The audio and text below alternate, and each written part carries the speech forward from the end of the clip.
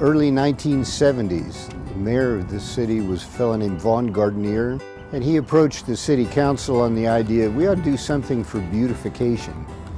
And one of the things would be we could plant crabapple trees. And the idea was the city could plant trees in public rights-of-way, street rights-of-way and that sort of thing, and then encourage people to plant trees in their yard.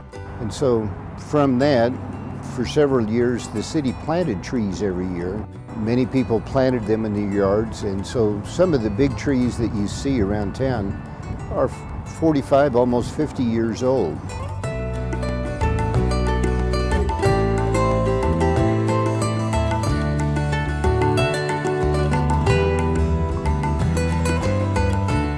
Before he died, Vaughn went back to city council and said, I've toured around the country and there are places in the country that capitalize on their beauty in the spring. He said, we've got enough crabapple trees, we ought to do the same thing. And so he laid out a route, it's actually 7 miles, about 10K, around the city to capture some of the most attractive vistas, if you will, and took it to city council and said, why don't you officially designate that as a Littleton crabapple route? And so they did. It was always a joke. They loved Gardenier in the spring when the trees were in bloom, and they hated him in the fall when the crabapples fell on the ground. It made a big mess. The remaining places to plant trees are in private property, and if the property owner wants us to, we'll plant a tree there, but if they don't request it, we don't. So the idea was, is there an expansion? And we came up with the idea of expanding to the Littleton Community Trail. If you're at the light rail station, if you just look across the tracks up on the hill behind, we put in 15 flowering crabapple trees there.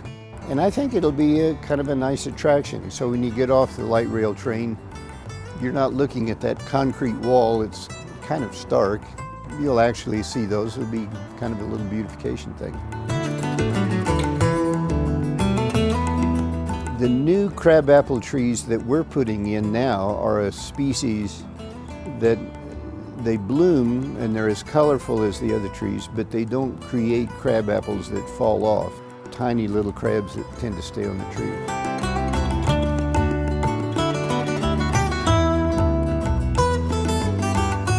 Board members looked around and said, there are a lot of crabapple trees in Littleton. I wonder how many there are.